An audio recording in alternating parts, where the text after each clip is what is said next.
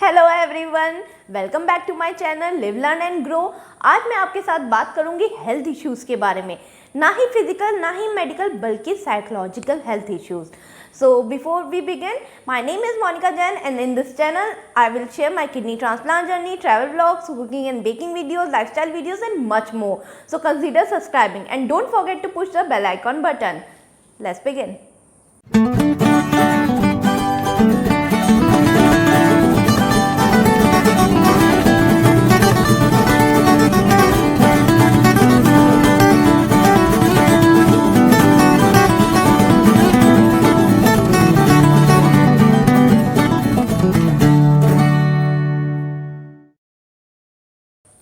सो mental health होता क्या है, हम किस तरीके से अपने स्ट्रेस को हैंडल करते हैं या अपनी चॉइसेस लेते हैं, दूसरे अदर्स से रिलेट करते हैं, वो सब मेंटल हेल्थ के अंदर आता है। मैं इस टॉपिक पे स्टार्ट करने से पहले अपना एक्सपीरियंस शेयर करूँगी। एक्चुअली सीकेडी के पता होने के बाद, डायग्नोस होने के बाद, उसके काफ़ी टाइम बाद, आई थिंक 6 to 8 मंथ बाद, हर दिन की तरह वो दिन भी नॉर्मल था एंड रात को भी मैं अच्छे से प्रॉपर स्लीप लिया था। नेक्स्ट डे जब मैं उठी मॉर्निंग में, तो उठते ही मुझे घबराहट सी होने लगी और घबराहट धीरे धीरे बहुत ज़्यादा बढ़ने लगी, हार्ट बीट तेज होने लगी, मेरे हाथ पैर शिविर करने लगे। इतनी बुरी तरीके से मैं शिविर कर रही थी, होल बॉडी में शिविर कर रही थी कि मैं एक ग्लास तक नहीं उठा पा रही थी। एंड फिर ब्रीदिंग प्रॉब्लम भी स्टार्ट हो गई, मुझे ऐसा लग रहा था मुझे सांस ही नहीं आ रही है, मतलब मुझे पूरी नम सी मैं हो गई थी।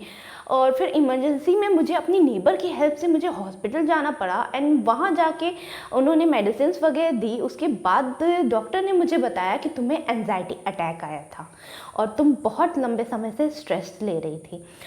अक्सर कर ऐसा होता है, हमको पता ही नहीं चलता कि हम स्ट्रेस ले रहे हैं। तो अक्सर कर ऐसा होता है, अगर हम इस बात पे फोकस नहीं करेंगे, अपने स्ट्रेस पे ध्यान नहीं देंगे कि हम ज़रूरत से ज़्यादा कहीं प्रेशर तो नहीं ले रहे हैं, तो यही चीज़ डिप्रेशन में कन्वर्ट हो जाती है। जब हम लंबे समय तक प्रेशर में होते हैं, फॉर वीक्स, फॉर मंथ, और इम्पेयर क्वालिटी ऑफ लाइफ, आपके सराउंडिंग बहुत लंबे समय से चल रही होती है, तो पर्सन डिप्रेस्ड हो जाता है, वो डिप्रेशन में चला जाता है। तो तभी जब मुझे डॉक्टर ने बताया था कि तुम्हें एंजाइटी अटैक आया है, तभी मैंने इस चीज़ पे ध्यान दिया। मैंने तभी ये चीज़ पे ध्यान दिया और सोचा कि क्या क्या मैं कर सकती हूँ ताकि एटलीस्ट ये जो चीज़ है जिसको मैं खुद से सॉल्व कर सकती हूँ, वो प्रॉब्लम तो मेरी लाइफ से हट जाए। सो मैंने काफ़ी चीज़ें ट्राई की थी। उसमें से सबसे पहली चीज़ ये थी कि मैंने अपनी हॉबीज़ में से, जैसे कि मुझे स्केचिंग करना बहुत पसंद था, तो मैंने स्केचिंग करना फिर से स्टार्ट कर दिया था।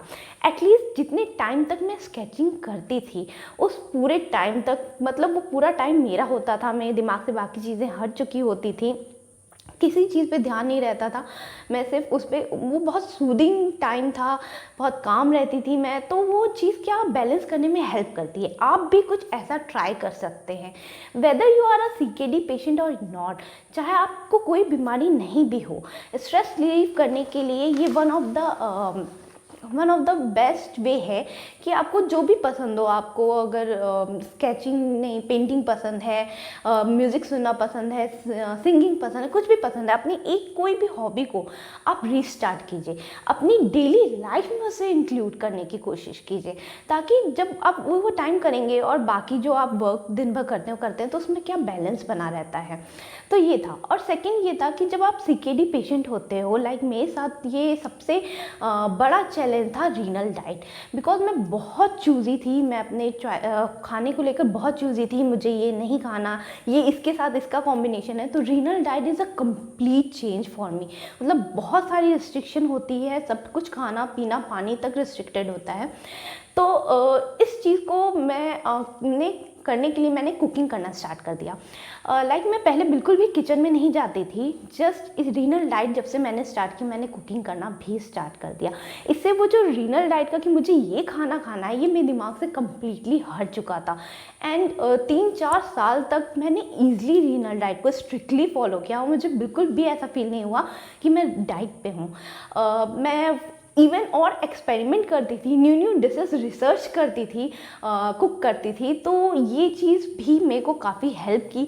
तो ये ऐसा भी कुछ आप ट्राई कर सकते हैं, कुछ न्यू सीखिए, कुछ न्यू एलिमेंट्स अपनी लाइफस्टाइल में लाइए, तो उससे भी काफ़ी फ़र्क पड़ता है स्ट्रेस पे।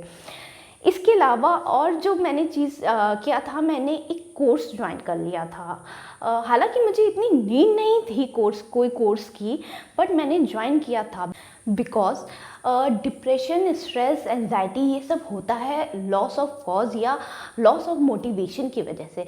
तो हमें अपनी लाइफ में कोई मोटिवेशन ढूंढने की ज़रूरत है। स्मॉल स्मॉल गोल्स सेट कीजिए, ईजी गोल्स सेट कीजिए जिसमें आपको पता हो कि अगर इस पर मैं वर्क करूँगी तो ये मैं अचीव कर पाऊँगी। तो वो कोर्स ज्वाइन करने से मुझे सेंस ऑफ अचीवमेंट फील होती थी, बहुत पॉजिटिव फील होता था अपने लिए। तो जो ये सब चीज़ जब आपके अपोजिट जा रही होती है तो कुछ भी थोड़ा सा भी सेंस ऑफ अचीवमेंट, पॉजिटिविटी लाता है। तो ये आप ऐसा कुछ भी ट्राई कर सकते हैं, जो भी आप डेली लाइफ के गोल्स बना सकते हैं, हेल्थ गोल्स बना सकते हैं, कुछ भी आप कीजिए जिससे आपको सेंस ऑफ अचीवमेंट फील हो।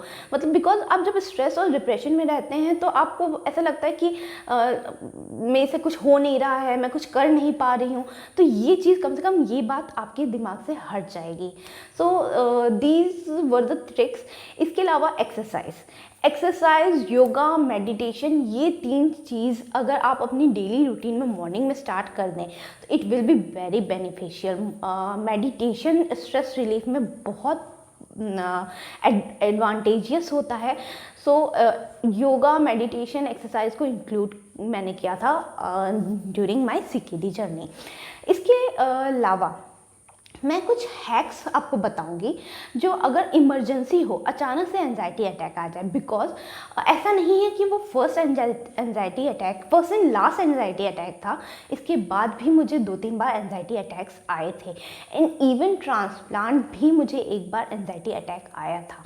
बिकॉज ट्रांसप्लांट के बाद भी जो लाइफ में चेंजेस हो रही थी वो हैप्पी भी थी, हैप्पीनेस भी था, तो स्ट्रेस भी था। तो इसकी वजह से मुझे बाद में भी एक बार आया था। सो अगर इमरजेंसी में आपको एंजाइटी अटैक आया, काफ़ी बहुत ज़्यादा स्ट्रेस की वजह से अगर सर में दर्द हो रहा है या कुछ भी इशू है, तो उसके लिए आप सबसे बेनिफिशियरी मेरे लिए था, मैंने ट्राई किया था lavender oil. Lavender essential oil आप बाय कीजिए, उसको 2-3 ड्रॉप्स अपने नॉर्मल हेयर ऑयल में, लाइक मैं कोकोनट यूज़ करती थी तो उसमें कोकोनट में डालिए और हेड मसाज लीजिए, उससे बहुत रिलैक्सिंग फील होगा। Because lavender essential oil stress relieve करने में बहुत मदद करता है। इसके अलावा आप उसको वेपराइज़र में भी डाल के उसकी स्टीम ले सकते हैं, उस एसेंशियल ऑयल की स्टीम ले सकते हैं। मसाज के अलावा जब आपको एंजाइटी अटैक आए, आप गहरी लंबी सांसें लें एंड स्लोली लें, एटलीस्ट 5 to 7 मिनट तक खूब गहरी और बहुत धीमे धीमे लंबी सांसें लें, तो ये वर्क करेगा। इसके अलावा रब योर हैंड, जब भी आपको एंजाइटी अटैक आए आप खूब ज़ोर से अपने हाथों को रब कीजिए, बहुत तेज़ी से। अपनी फीट के नीचे भी कुछ ऑयल की हेल्प से भी आप ऑयल भी रब कर सकते हैं, अदरवाइज ऐसे ही खूब ज़ोर ज़ोर से रब कीजिए। इसकी वजह से ऑक्सीटोसिन प्रोड्यूस होता है जो कि स्ट्रेस को कम करने में बहुत हेल्प करता है। तो इमरजेंसी में आप ये ट्राई कर सकते हैं। इसके अलावा मैंने जो जैसे हम डे टू डे एक्टिविटीज़ करते हैं, लाइक जो हम नॉर्मली लेते हैं, लाइक अगर डॉक्टर ने आपको कहा है वॉक पे जाना है तो आप उसको काम की तरह लेते हैं, अरे ये जल्दी से वॉकिंग करके आ जाते हैं, या नहाने जाना है, या सबके लिए ब्रेकफास्ट बनाना है मॉर्निंग में। तो अगर उसको आप काम की तरह ना लेने की बजाय उसमें भी थोड़ा ऐसे टाइम निकाल के, मतलब उसको अगर थोड़ा इंटरेस्ट से करेंगे तो भी आपको बहुत हेल्प लगेगा। जैसे मेरे साथ होता था, मैं जब भी हॉट वाटर बाथ लेती थी, एटलीस्ट 20 मिनट तक मैं लेती थी। हॉट वाटर बाथ से स्ट्रेस रिलीव करने में बहुत हेल्प मिलती है। तो आपको बहुत सारा वर्कलोड हो, वर्क प्रेशर हो, दिन भर का कोई काम का प्रेशर हो या घर का प्रेशर हो, आप एटलीस्ट 20 मिनट तक बेदिंग कीजिए और इससे आपको स्ट्रेस रिलीफ में बहुत हेल्प मिलेगी। क्यों ऐसा होता है? बिकॉज जब हम उस 20 मिनट तक वॉशरूम के में होते हैं तो हमारे माइंड को कहीं ना कहीं ये पता होता है कि कि ये टाइम सिर्फ मेरा है। मतलब हम अपनी सारे टेंशन से, सारे प्रेशर से उस समय एकदम काम हो जाते हैं और आराम से मतलब सिर्फ अपने लिए टाइम निकालते हैं, अपनी केयर करने में टाइम निकालते हैं। आप अपनी केयर करना स्टार्ट कीजिए, कुछ भी कीजिए, कुछ भी लाइक न्यू फेस पैक्स वगैरह भी ट्राई कर सकते हैं, जो कि मैं कभी कभी करती थी। तो ऐसा लगता था कि अगर आप अपने लिए कुछ करेंगे ना तो बहुत पॉजिटिविटी आएगी। तो बाकी सारी चीज़ों से रिलेट जो प्रेशर चल रहा है उसके कंपैरिजन में। तो इसके अलावा आप को अगर कोई क्रॉनिक डिसीज़ है, लाइक मुझे थी CKD, और या फिर कोई भी इलनेस है, उस डिसीज़ के बारे में, उस बीमारी के बारे में अच्छे से रिसर्च कीजिए, उसके बारे में अच्छे से पूरी जानकारी होनी चाहिए। इट्स नॉट लाइक दैट बस आपको बता दिया आपको ये डिसीज़ है, आप मान लीजिए आपको ये डिसीज़, नहीं, उसके बारे में पूरी तरीके से जानिए। Make your doctor partner in care. आप अपने डॉक्टर से बात कीजिए, अपनी मेडिकल टीम से बात कीजिए, उनको बोलिए कि मुझे स्ट्रेस होता है, मैं ऐसा फील करती हूँ। दे विल हेल्प यू कि आप अपनी लाइफस्टाइल में कैसे वर्क कर सकते हैं, क्या चेंजेस ला सकते हैं, या उस डिसीज़ के अकॉर्डिंग अपनी लाइफस्टाइल चेंज कर सकते हैं। ट्रांसप्लांट के बाद लाइफस्टाइल टोटल चेंज हो जाती है।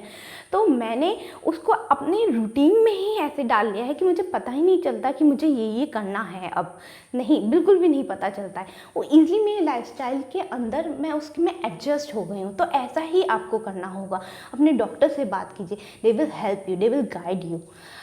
इसके अलावा आपके जो भी क्लोज़ फ्रेंड हैं, जो भी, चाहे वो फैमिली हो, चाहे वो फ्रेंड्स हों, जो भी क्लोज़ रिलेटिव्स हों, जो भी, जो आपको वो कंफर्ट जोन दें, तो उनसे हमेशा टच में रहिए, उनसे बात कीजिए। एक्चुअली क्या होता है ना, जब हम स्ट्रेस में होते हैं तो काफ़ी वर्थलेस फील करते हैं, लेकिन वो जब हम उन लोगों के बीच में होते हैं जो हमें अच्छे से समझते हैं, लाइक जब मैं अपनी फैमिली या फ्रेंड्स के बीच में होती थी, वहाँ पे मुझे अपने आप को प्रूफ करने की ज़रूरत नहीं पड़ती थी, मैं एक कंफर्ट जोन फील करती थी, फ्रीली उनसे बात कर सकती हूँ। तो ऐसा ही आप अपने क्लोज़ फ्रेंड्स या उनसे बात कीजिए जो आपके लाइफ में कुछ पॉजिटिव चीज़ ऐड कर सके, ना कि अगर आपको डिसीज़ है तो उस डिसीज़ में डिस्कस करने के बजाय कुछ पॉजिटिव, कुछ न्यू थिंग आपकी लाइफ में ऐड कर सके।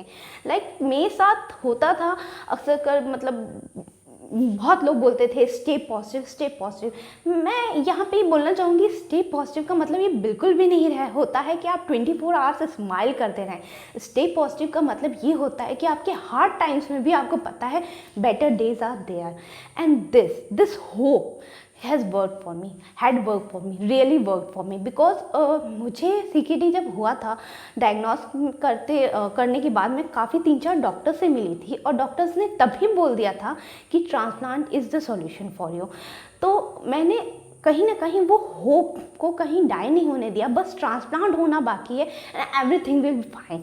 वो होप ने मुझे 4 इयर्स बहुत आराम से निकाल दिए। जब तक मेरा ट्रांसप्लांट नहीं हुआ मुझे कुछ भी ऐसा फील नहीं हुआ। उस होप की वजह से मैं कभी डायलिसिस पे नहीं गई, क्योंकि बैक ऑफ द माइंड मुझे पता था कि मुझे डायलिसिस पे नहीं जाना है, मुझे ट्रांसप्लांट की ज़रूरत है और वो बस तब होना बाकी, उसके बाद everything will be good, everything will be fine. So ये होप को नहीं डाई होने देना है, बी ऑप्टिमिस्टिक। इसके अलावा आई विल जस्ट से कि it's okay to not be okay, but stress को ओवरलुक नहीं करना है।